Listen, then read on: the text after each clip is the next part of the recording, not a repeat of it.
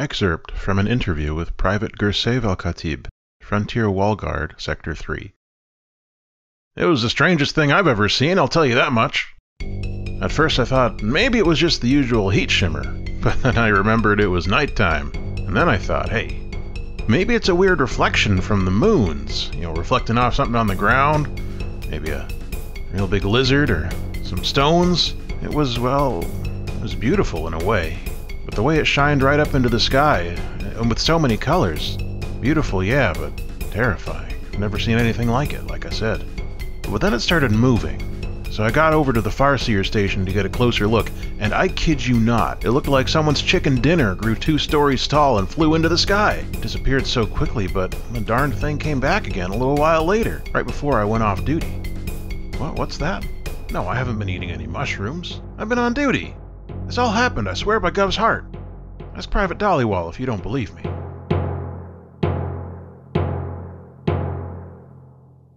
So, welcome to Splinters of a Broken Sun. This is an actual play podcast featuring the Fate Core system.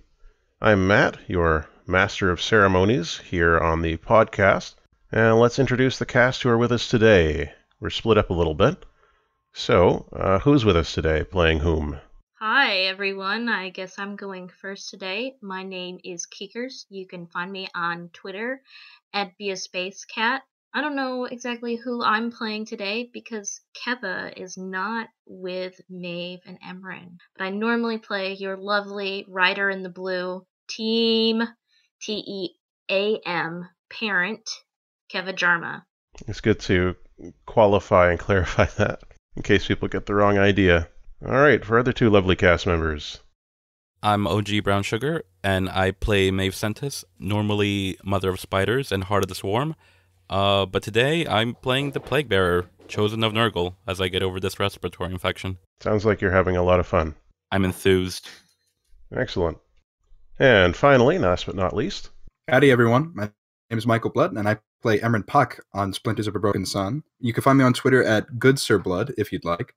And I'm looking forward to us completely demolishing the Church of Gov within an hour. You never know what we'll be able to accomplish with the power of friendship on our side. So when last we left off, for this side of the game at least, you had been split up. Unfortunately, there was a series of unfortunate events that led to Maeve and Emren not being able to reunite with Keva and Zonin. Keva and Zonin, of course, are on the big metal chicken ship. Then they are flying back into the war zone at the Oasis. Meanwhile, Emren was heavily wounded, and presumably is still heavily wounded, in his battle with an auditor after taking down several soldiers in the army of the the Evangelical Order. Maeve and Emren escaped from the Oasis with the help of Mandukhai al-Armouti, whose joy is the fire, whose seemingly superhuman powers led to her flying Emren and Maeve back to the borehole where they originally escaped from the underground mall. In addition to that, Keva and Zonin dropped off the 50 children. Was it 50 kids or 25? It was 50. The 50 kids 50. And a couple of adults and 4 goats that they were able to extract from the Oasis and fit into the damaged metal chicken ship. And those people have come down to the bottom of the borehole, where Mandukhai and Emren are severely wounded. Maeve is doing all right, but probably a little bit stressed. And the rest of them are kind of baffled by walking into this underground mall, which is unlike anything most of them have ever seen in their lives. Mandukhai is bleeding badly. Emren, you have been beaten and bloodied, and probably broken in a few places as well. What are you doing? If I remember correctly, Emren is actually at the mouth of the borehole watching the ship fly away. Absolutely. So you would be able to see at least the lights from the ship as it left. The borehole is fairly long, but you would be able to see the lights shining up at the end of it. And I won't be able to reach it before it takes off. No, it has left already. You made a valiant effort, but your injuries were too great to allow you to get your way up that borehole in time. So as the last of the refugees file into the underground mall, Emren just kind of falls to his falls to one knee. His wound's really taking a toll on him at last. The children look concerned and scared. Some are crying, others are trying to comfort the other kids. There's a wide range of ages here, from about 5 up to 14 would be the oldest one. So no babes in arms. No, they wouldn't have kept babies at the Oasis. Babies are easier to infiltrate into, regular homesteads. To know, I think. So, Keekers, if you'd like, you can play the role today of Jasta Hong, whose heart builds futures, a teacher and childcare specialist who was working at the Oasis and watching these children. She's one of the adults who's come along to take care of them and sort of keep them calm. So, like, Keva's future, like, wish, like, dream job. Yeah, something like that. Jasta Hong is in her mid-30s. She's obviously a heretic and a member of the Rebel of Velico, and she's originally was a teacher. That was her job back in church society, and it seems to be something she's continued today. Okay, got it. So you have come down this borehole into this strange and wondrous environment. You see Emren, who you've probably glanced in passing. He looks heavily wounded. You see Medb Sentus, who you may have seen once or twice at the Oasis. And of course you see the leader of your faction, Mandukhai, lying on the ground, seemingly about to bleed out, though, as I recall, Maeve, you had begun to stabilize her. Yes. Default voice here, I guess. Okay, kids, I'm gonna need you to line up here, on the side. Give Mandukhai some air, and she's gonna go ahead and, like, start lining them up into, like, their groups. I imagine that they kind of have, like, classes of a sense at the back at the Oasis. So, like, here's Group A, here's Group B, or, well, Group 1, Group 2, Group, kind of more arranged by age. Okay. The children they're sort of comforted by this routine, and they start picking their way around the rubble and the debris that was left over from the machine exploding when it drilled this hole, and trying to get into groups. Some of them are sitting on bits of debris and rubble. Others are standing around, but they're getting into their groups. And Zasta's gonna make sure, with, like, coordination with the other adults that are with her, that the older kids are closer to the injured people, because they'll be able to deal with that, so that they're kind of, like, blocking the younger kids. Okay. Kind of, you know. Yeah, so they're sort of making a bit of a cordon to close off their view of Mandukhai and Maeve. Emren, you're still on your knees by the mouth of the hole, I assume. At this point, Emren will actually rise, and with his somewhat darkened vision, will try and wander over to where he last remembers Maeve and Mandukhai being. Okay. You see them over there on the ground, and what is Maeve doing with Mandukhai, who's looking weak and drawn, but is still mostly conscious? Right now, still just tearing at cloth, trying to make makeshift tourniquets to stop the bleeding. Okay. Just want to do a quick reminder, Emren, you still have, I'm not sure exactly how it's attached to you, but Zonin turned that blood tube into sort of a tether for you. You would still have that. That's true.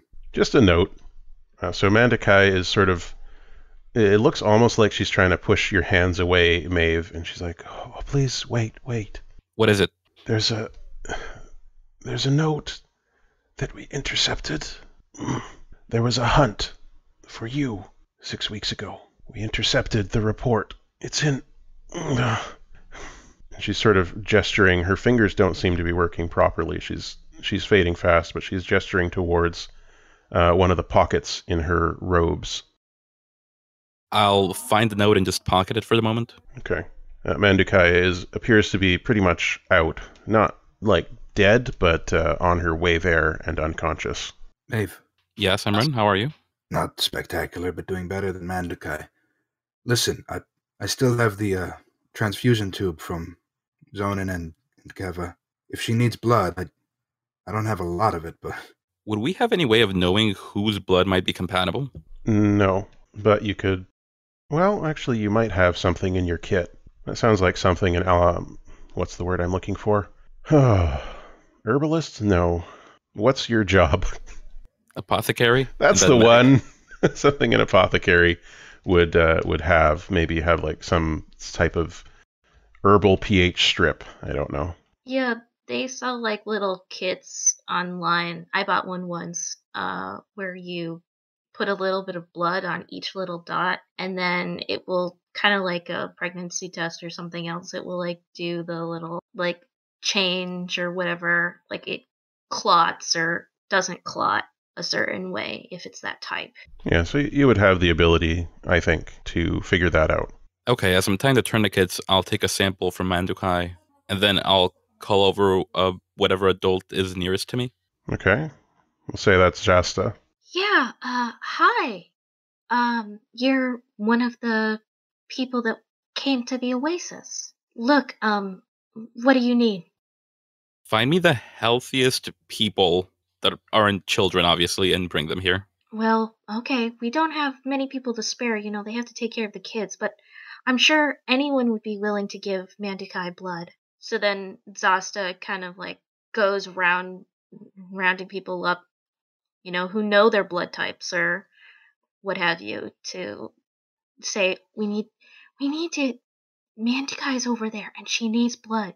Does anyone else want to volunteer? You know, let's try to get one person per blood type if we know our blood types. You know, that sort of thing. Yeah, every single person and almost all of the children start standing up when they hear this. Okay, we can help. We can help. No, not you kids. Not 1 through 5. You guys are too little. But The adults they're also sort of like discouraging the children from doing this. They're saying, okay, don't worry, Jasta. We'll take turns checking if we're a match. And they sort of start lining up and organizing the kids as well to take shifts. And some of them start going over to see Maeve. You needed blood? Indeed I do. Take a seat. And they sit down. You can sort of start checking through them. Emren, what are you doing during this time? I think Emren is he just keeps peering back up to the mouth of the cave, assuming that the EO is going to find them immediately. It's certainly a concern, something to be worried about. It's conceivable that you could check, but it would require you to climb up there, and that would take a long time, especially in your condition. But there might be other ways for you to do that. Something to think about. So, Maeve, you are taking samples. I guess you're pricking thumbs and checking with your little kit. The adults that are coming to you, they have a wide variety of blood types. None of them seem to be an exact match for what you're getting out of Mandukhai. There's something about her blood that it's not matching any of the types that you have on your little chart there. I'd imagine it's probably due to the sun splinter, but am I able to find someone that's close enough? Well, there's also 2 people here you haven't yet checked that have also been exposed to splinters. I'll check myself. Okay. You prick your own thumb and you put it through your little kit, and you see that it's not exactly the same, but it appears to be a close match to the blood that you are checking from Mandukhai. If you check Emren's blood, it's not as close of a match, but you could maybe gamble on that. He's not in great shape himself. Yeah, no, definitely. If you just tell me how to put the tubes in, I can help. Yeah, no, I think I'll go for it then, and I will be the I'll give her the transfusion. All right. You get that set up. You don't need to roll for this because you are an apothecary. We'll just assume you can do this. And you're not in immediate danger that you're aware of. So you start setting up. You tie off the bands. You insert the needles. You have to get a new needle out of your kit because they've been taken out of, obviously, the one that was turned into a tether. But it's probably good to use a fresh one anyway. You're able to get it into Mandukhai's veins. Her veins are fairly easy to find, so you're able to hook into there. Oh, so we know she isn't doing intravenous drugs. No, certainly not. So this begins. I guess you put yourself at a bit of an elevation so that the blood can begin flowing into Mandukhai, and the bleeding you already sort of stopped, but now there is more going in to sort of help stabilize and perhaps bring her back to health. It's going to take some time, though, as you know. What would you like to do during this time? I think the first thing I want to do is I want to reach out to the bugs outside and see if I can disperse them to make sort of a warning system outside of the entrance to the hole. Okay. So you need to make your will roll, and we're going to have to make a good roll for this, as the situation you're in is not ideal for this kind of work. That went pretty well, I'd say. You got an 8 on your will roll, which is considerably higher than good. So not only are you able to get the bugs dispersed into an early warning system, but you're also able to feel the sort of even smaller bugs like gnats that are flying around in the upper air. And you can sort of, with them, sense in the far distance. You can see the lights from the big metal chicken ship off in the distance. So the bugs that you have here, you're able to see still to the east, where the oasis was. You can see fires in the very far distance, of course, and you're not able to see in the darkness any other detachments arriving yet, but you have them spread out in such a way that you'll be able to have at least an hour's warning if the army does come this way. The only other thing I wanted to do, and I don't know how many bugs I can micromanage effectively, but if there were any ants or larger bugs that could carry something heavy or something very heavy in groups, I was going to see if I could have some of them drag skulls up from the initial room we walked in from and just kind of scatter them in the tunnel. At least if anyone tries to go through that way, a tunnel full of skulls will at least make them count to 3 and catch their breath. Oh, so that's... You're sacrificing your skulls for us. It's very sweet. They would have a tough time with that. Like, there aren't enough ant colonies down here. Plus, you're already fairly spread thin with your early warning system up on the surface. So you could maybe still put that plan into action, but you won't be able to get ants to do it for you. There are people around who could maybe help, but they would have to... And those skulls are back through the obstacle course you had to come through to get up here in the first place. Oh, that's right. I will put that on hold for the moment. Plus, as you may recall, there was a loud crashing sound that you heard as you were exiting the mall after you set off the device. So we don't know what things look like down there, but probably not the same as when you came through. Emren is going to take a look through the wreckage of the essentially mining laser that we used to see if there's anything serviceable enough to try and make a makeshift barrier around the mouth. Okay. Show me your crafts. I'm going to show you my moves. Yeah, your craft moves. I like the way you move. 4? 4's pretty good. All right, so as you are digging through, you find some components that you recognize as useful, stuff that you've seen in your studies back in the hub. And some of those you can probably keep away, sort of pack away for later use. They might be useful to you back in hub. But other parts, there are still some fairly large metal panels that you could use to start building a barricade. In addition to that, there's all the stone and mortar and so on rubble that fell out of the sky and from the arcs and so on in here that you could start moving over there, perhaps with some help. As Emren is hefting one of the larger bits of mortar, he says, you there, with the swooping hair? Yes? What is it? Do you think... He sets down the cinder block. Are you think sure I could get some help? Yeah, sure, but are you sure you should be working right now? You look pretty injured. I've bled more than this before. And he picks it back up and walks towards the barrier he started erecting. So, I guess Zasta figures, well, this is something the older kids can do. And so she picks group 4 and 5 and, it's kind of like, we're gonna build... Okay, everyone, how about we help this guy out and build a wall here? Make it look kind of less open? And the older kids sort of nod at you. They're like, yeah, okay, we know what a barricade is. We can help. And they start, they're teens, so they're sassy. But they start in groups lifting up rubble and starting to bring it up into the mouth of the borehole there and helping out with Emren's efforts. Yeah, I'm trying to make Zasta not sound like Keva, but I'm kind of having a hard time. I imagine that I hope they meet each other and hang out, they are going to have a lot in common. It certainly seems that way.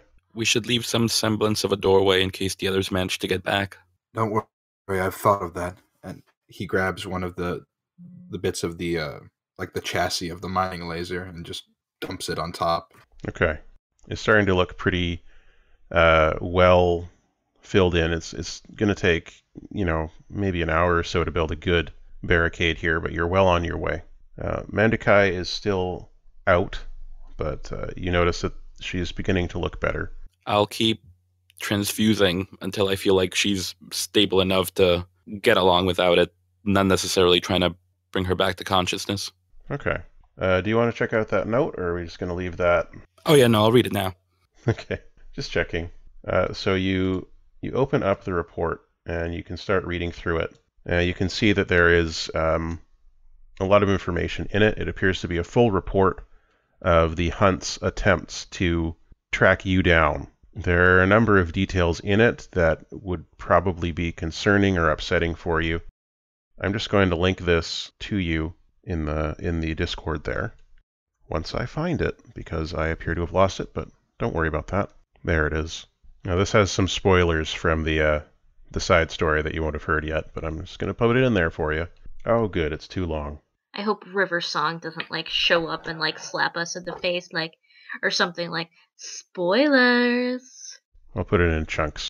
So the first thing that'll jump out to you is the name Carla Alwong. You obviously would remember her as one of the rival youths who was attempting to get to the Splinter as well. She was the baker. The one that I think I decked? Probably. Okay, that's the full report that you've got there. I'm not going to read it all. Obviously, it would be spoilers for the audience at home, too. But there is some information in there that may be useful to Maeve in this particular situation, which is probably why Mandukhai wanted you to have it. And a bit of information that would send Emren into a blood frenzy. Yeah, if he were to read it, definitely. Thank goodness he cannot read. He could probably read, but he's busy at the moment. In the immortal words of Officer Barbrady, joke's on you, I can't read. Oh man, if Keva was here, she'd be like, what the heck? Ramulus? What a stupid name. Don't be mean to Ramulus. He's a good boy. No, I'm not saying he's not a good boy. She would just be critical of that name.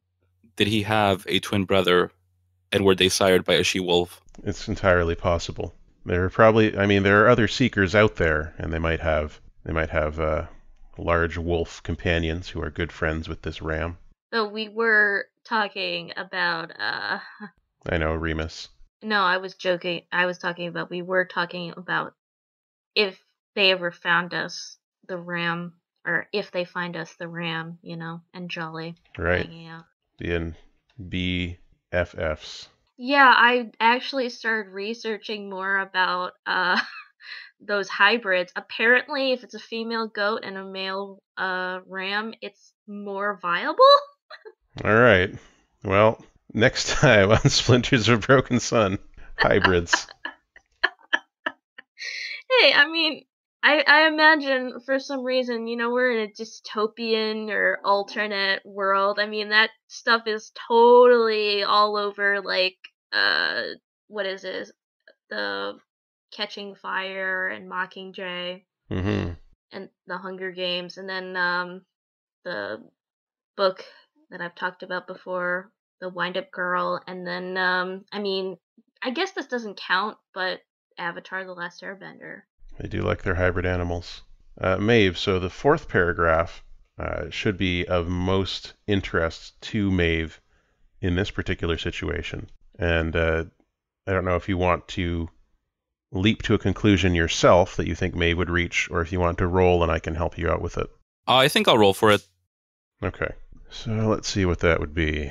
Your skills, I would say that's probably investigate. Yeah, I think investigate. Okay. So you get the idea, you've rolled a 2 there, investigate. You get the idea that paste, I should say smearing a rust-colored paste onto their faces. You get the idea that paste may have been some type of preserved blood that, according to this report, Lean and Esme smeared on their face before they were able to sink into the shrine and disappear. Obviously, you would recognize sinking into the shrine as being accessing the transportation system of the hub. So my Lion King theory was not that far off. It seems like it might be viable based on this report. The question is, can you trust this report? And was there any other factors at play? I mean, all this would be going through Maeve's mind, obviously, but it's a glimmer of hope, especially if you have to move in a hurry. I just imagine, like, that Lean was taking, like, blood when she was taking blood from Keva, being like, oh yeah, I need this for this kid, but really, like, a quart of it or whatever was just like, well, not a quart, but you know, a large amount of it was actually just her being like, I'm just gonna keep this for later. It does sound like Lean. Well, not that voice, but you know what I mean. Yeah, I mean, it sounds like her, something she would do. And spoilers, it definitely was. She was definitely harvesting blood from the four of you to use in experiments. Gosh. I would expect nothing less from our mad scientist mama. All right, so we'll say it's been about an hour, and you've been able to get the barricade up, and it looks decent. You know it wouldn't stand up to an auditor, but if it's not an auditor that comes, it would certainly be able to hold off attackers for a little while. Emren is going to go walk back to the debris pile and see if he can find anything serviceable as a pike or a polearm he could use from behind the rank of the wall. And if he could find one, maybe he could find others. There's some rebar, basically, that you could maybe, if you can cut through it somehow or rip it out of the wall, you could maybe use it for that purpose.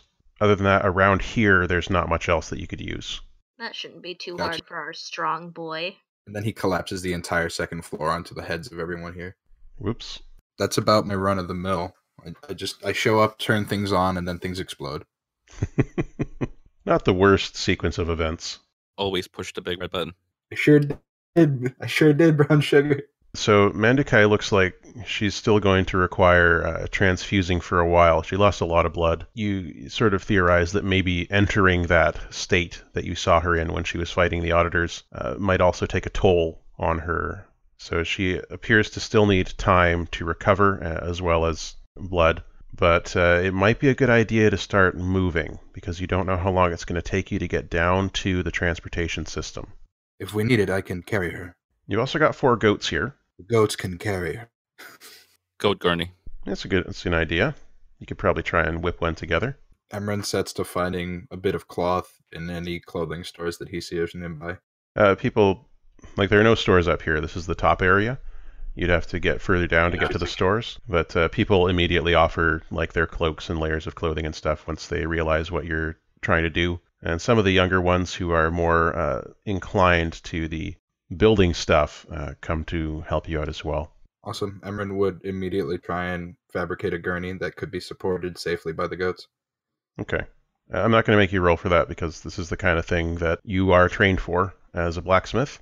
You know how to put stuff together, and you've got help from these kids, some of whom were presumably apprentices in related skills, and some of the adults definitely will have trained and stuff like that too. So between the group of you, you're able to make a solid gurney and hitch it up to the goats using cloth and materials you find around here. You use a bit of the machine that was too small for the barricade, but is just large enough for Mandukhai, and that can form the basis of your gurney as well. It's looking pretty good. Do you think it'll be safe to move her? Should be. Well, that's going on. I want to see if I could have some of the bugs still in the mall just kind of make their way down to the teleporter room. See if I can, like, see through their eyes and try to chart some kind of a safe course down. Okay. Now, to do that, you'd have to release your early warning system on the surface. Do you want to do that? No, I'll keep the warning system, and I think we'll start moving down. Okay. So you head down the stairs that you recall, and you see at the bottom where the dogs were. They've gone off somewhere. They've left. This area appears to be pretty heavily damaged, but it is just secure enough for you to make your way through it and over to the next stairwell that will take you down to the 3rd level. So am I right in thinking that you guys made a goat voice? That's exactly what we did. So next to all of the stairs, there's also a series of sort of ramps. So anytime there are stairs, there's also ramps, sort of in equal size. It's easy enough to get the travois down, and the goats are being kept in order by some of the kids who are good with the animals, and the rest of you are sort of what's your order here? Emred would be first, and I assume probably flanked by Maeve and Mandukhai and the goats in case they slip forward. Okay. I would imagine like some of the kids and other people are on either side of the goats, but then like behind the goats are the really younger kids and more of the adults, and then behind these lines of kids are like 2 more adults. Yeah, so you've got the younger kids, like the youngest kids, you have them, they're like all holding on to a rope, and it's tied to their belts and stuff, and so they're all like, everybody hold on to the rope. Exactly. The older kids Buddy are just, system. yeah, the older kids are just walking together, those who aren't helping with the goats. All right, so you're making your way through this ruined mall, and you find again that the problem is that it was built more for aesthetics than for surviving centuries under the weight of tons of rubble. So the stairs are looking in bad shape again that would lead you down. The stairs/ramps are looking in bad shape again, the ones that would lead you down to the next level. You may recall this is where you had to chop through the foliage before, the foliage and the fungus wall when you first came here, like yesterday. I know it seems longer than that, but it was yesterday for your characters. God, we really know how to mess things up, don't we? A lot has happened. So you do see that there is still the remnants of that plant-based danger, but you were able to clear it out on your way up. The issue now is getting back down to the next level. Getting over it? Ha. Yeah, getting over the big empty space, sort of the drop. There may be other ways around. You'd have to scout that out and take a look around it, or you might be able to rig something up. There's the top of the stairwell, then it breaks, then there's the bottom of the stairwell, and the level below. Underneath it, you can see that there is another stairwell, but it's like quite a ways down, at least 15, maybe 20 meters. So the drop would be survivable, you think, for Emren if he were at full health, but not necessarily for this whole group. I'll take a second to look around and see if I can find any other viable way of getting down. Okay. I'll help out. All right, so roll your notice, and you can add a +1 for your help with Emren. Okay, so you've rolled a 6 on your notice, which is very good. You see that you recognize something like the traveling box that's in the hub. That hub mentioned to you was called an elevator. You see that there is an elevator, and it's currently just a sort of a shaft that goes down. You don't see like the car that would lift you up and down in it, but you see that there is this shaft that goes straight up and down to the bottom floor and then up to the top floor where you are. Is the cable still there? You look inside and you see that there is a very thick-looking cable-type rope going down the middle of it, along with another one on the other side. It doesn't look exactly like a modern-day elevator because it's different technology, but it does have a cable in it. Are there maintenance, like hand ladders? Yes. Well, that would be arduous, but not impossible. Could Emren conceivably, say he took a few hours, perhaps, rig a pulley system that he could lower Mandukhai and Maeve with, and then could everyone else safely climb down, provided there was no one with broken bones and whatnot? If you had a couple of hours, yes, but Maeve, your early warning system just went off. We could always Cliffs of Insanity it. Emren, have you tried touching any of these cables or the elevator or anything around here? I'd like to give them my special touch, see if I can see things. The cable is made of the SGM there, and you can sort of, when you touch it, you can immediately tell that's what it's made from. If you want to take a look at what it's connected to and all that stuff, you need to make your usual will roll. Well, okay. Emren's going to take a second and try and focus through it. Okay, I'd like to burn a fate point to re-roll that -1. Okay, and it's a new session, so you all have your whatever your current refresh of fate points is, so probably 3. Yeah, so what skill do you want to use here? What aspect do you want to use?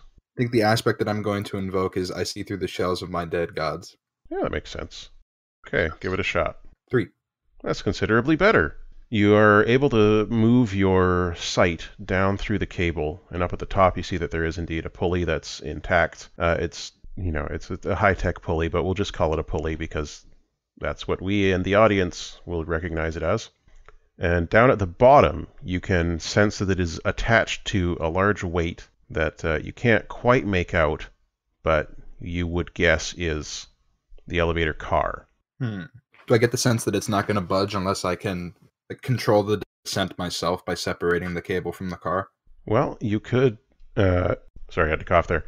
You could try using the pulley to bring the car up and see if that works. Okay.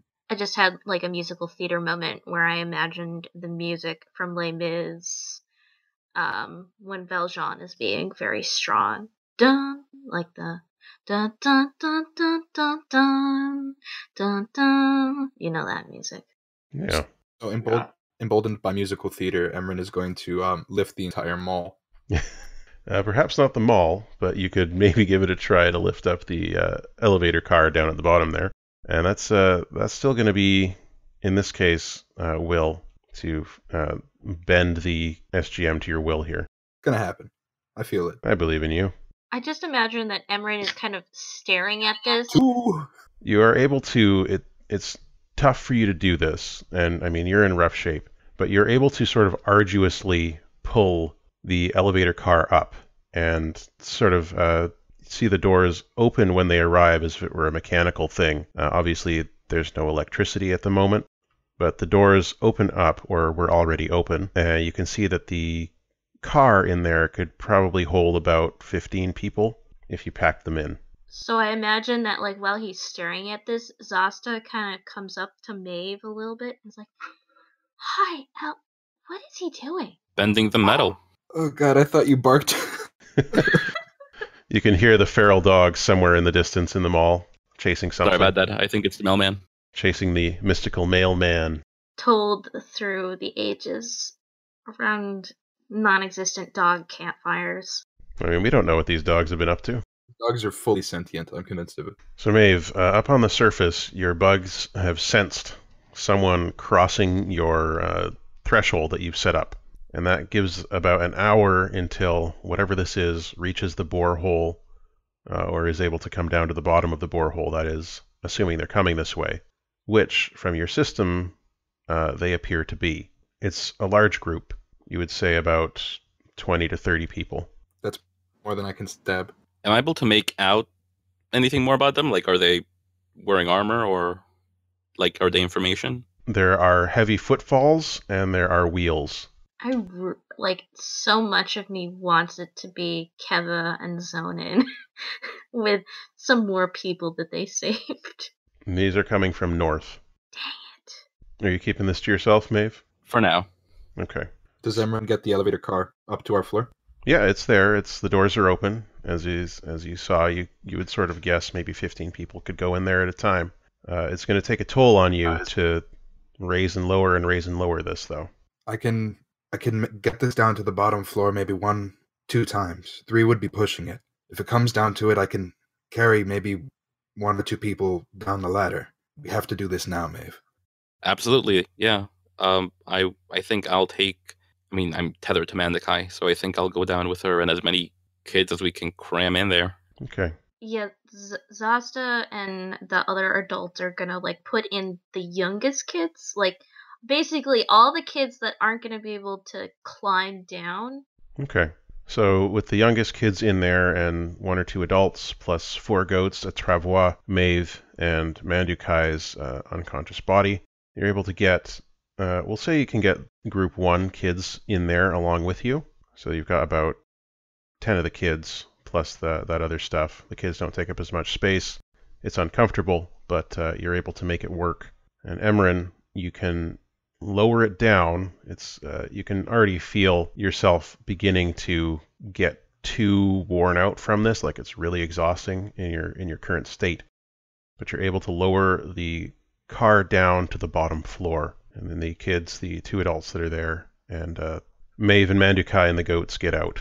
Now we're just going to sort of have this going. You can probably manage 1 more go without rolling, so it comes back up. Who are you loading on at this point? I assume the rest of the children, like, get as many of them down. And I assume there aren't a great deal of wounded, so if it comes down to a pinch, people can climb the ladder. Okay. So you get more of the young kids on there with, like an adult that's with them to keep them quiet.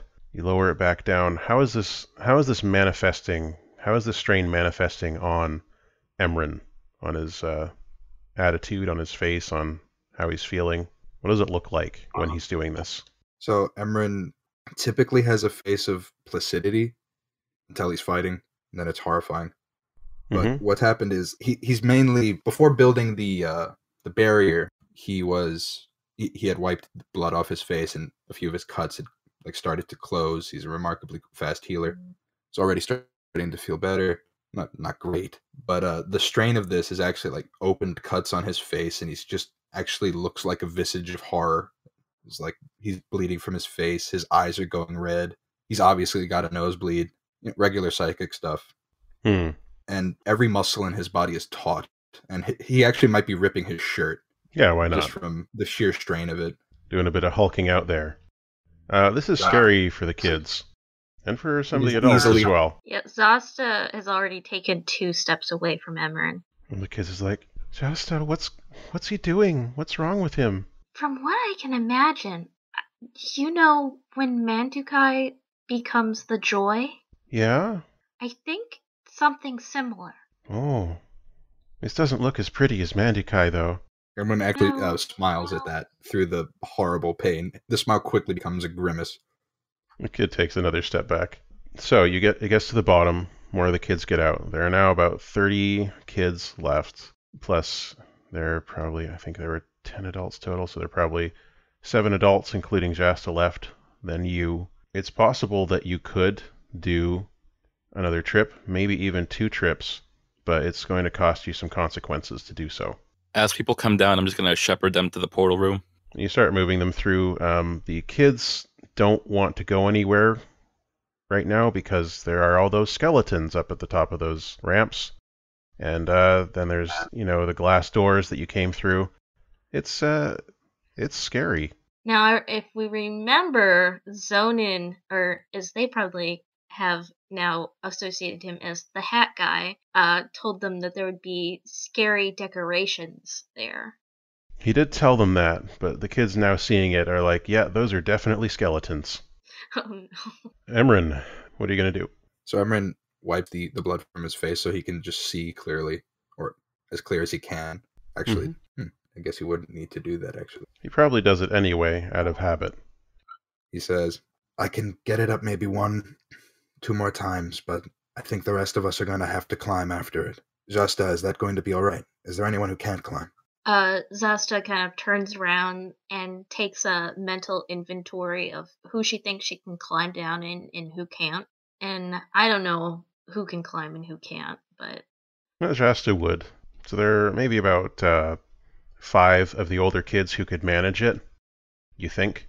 And of course, the remaining adults could do it. You know that you could. You're in good shape. You're not sure about this Emren guy, though. He looks pretty rough. According to my warning system, how close are they to the cave now? They're about 20 minutes. This is a painstaking process that's happening down here in the elevator. How many flying bugs do I have at my disposal out there? Like hundreds. It's time to run interference on the play. All right, keeping with my theme, I want to see if I could get those flying ones to make a big, like Wonder Twin Powered's form of a giant floating skull above the entrance. Okay. Oh my god. Oh my gosh, that's so metal. So make your will roll. As this is happening, the elevator comes back up again. Emren, you feel 2 of your ribs break from the strain. You can feel that pain. Holy business, Batman. Your muscles are straining so hard that they have sort of broken your own bones. Oh my god, that's the most diesel thing I've ever heard in my life. Jinkies. Okay. Up at the top of the tunnel bore, a cloud of insects. Also... Yep. Sorry, I was going to spend a fate roll to re-roll that. Okay. Fate point, excuse me. All right, which one are you going to use?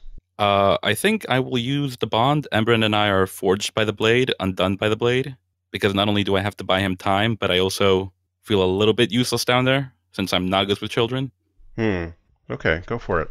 Your concern for Emren allows you to sort of push through. The bugs are just sort of gathering in a cloud, but you remember how important Emren is to you as a friend, as a comrade, and you're able to redouble your efforts. And the bugs form, the flying insects form into sort of the hovering shape of an insect. And through that swarm, you can see you had to pull out of your early warning system, but you can see approaching across the desert. There's about 12 cavalry, and then there are about 18 or so infantry and scouts, from what you can see, making their way here. And they sort of, the one in the front puts up their hand, and they come to a halt, and they sort of are discussing amongst themselves. Some of them are looking concerned as they see this apparition.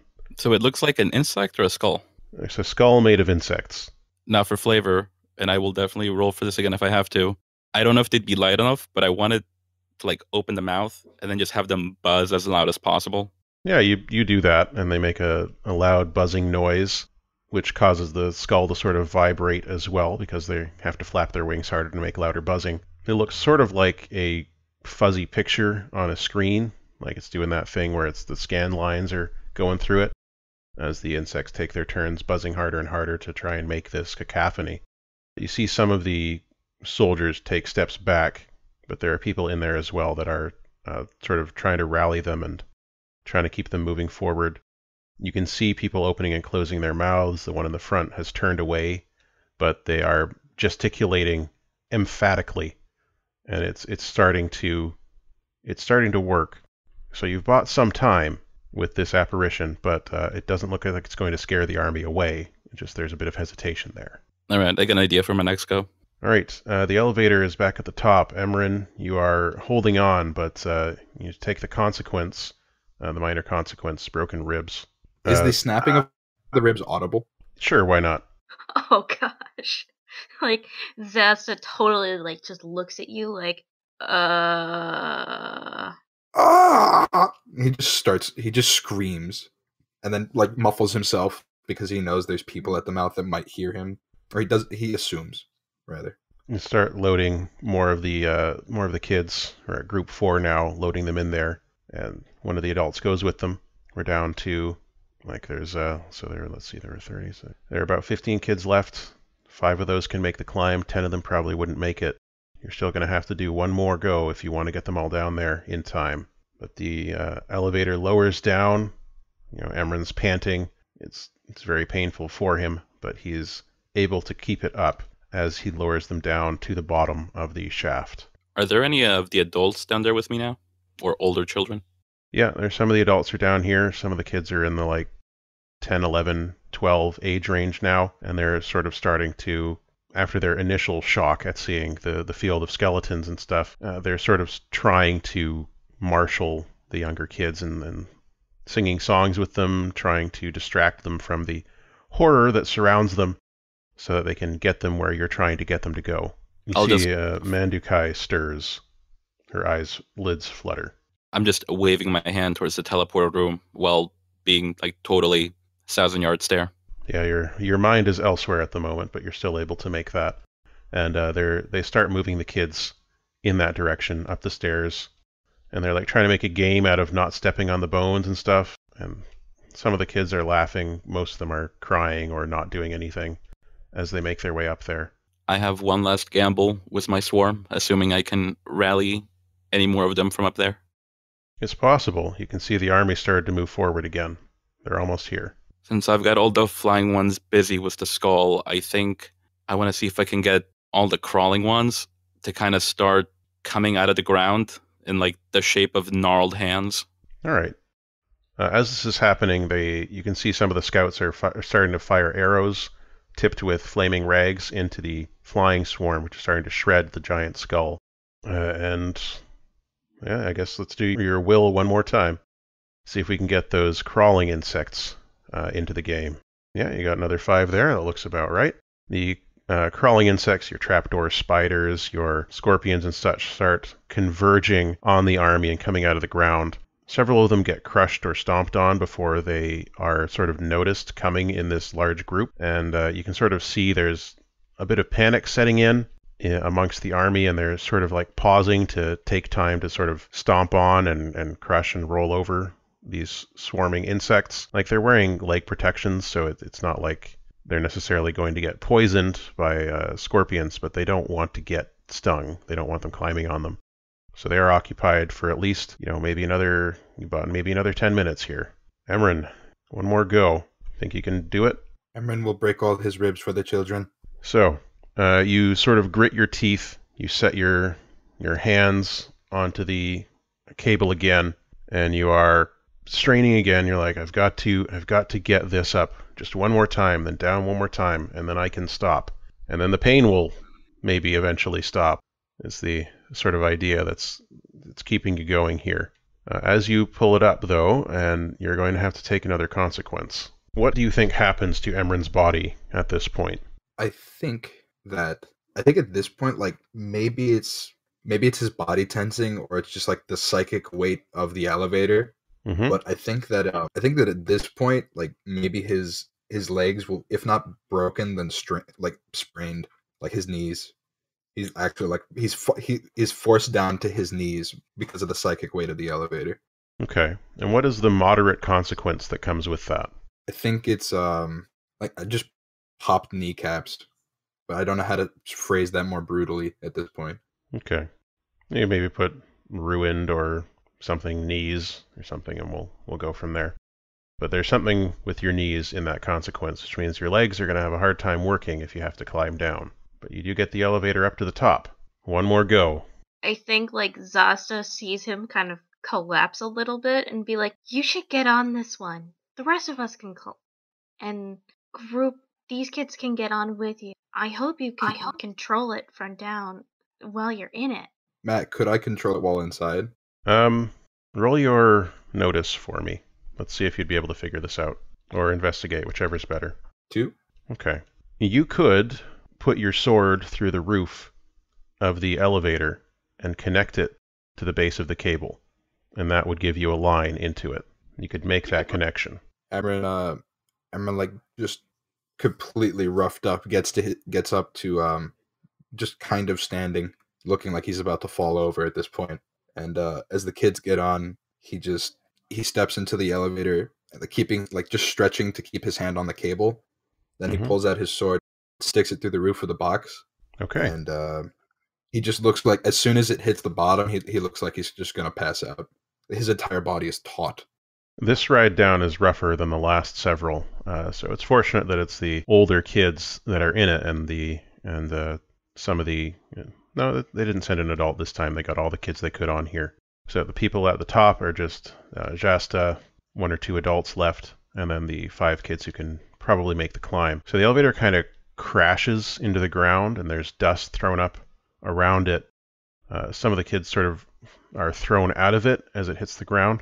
And Emren, your blade sort of jerks out of where it was attached and slashes through the cable, which you hear whipping back up towards the top as you fall out as well onto the ground. The strain is released, but you can feel that your body is not capable of much right now. Emren just crawls a few feet, looks up at Maeve, and smiles through bloody teeth. Maeve, your insects have been successfully, many of them, crushed. More are coming, but the army has made it into the borehole now. They're almost at the barricade. You can hear them with your ears now, shouting and calling to each other, and the echoing sound of their boots and the creaking of wheels. I'll snap out of the trance and just try to help Emren get to the teleporter room. Okay. Some of the other adults come back and are helping you drag Emren while you're sort of still tethered to Mandukhai, so it's difficult for you to help, but these adults are able to help sort of drag Emren, leaving a bit of a trail of blood behind him, up towards the teleporter room. Up at the top, Jasta, you can clearly hear the approaching army as they hit the barricade. It's time to climb.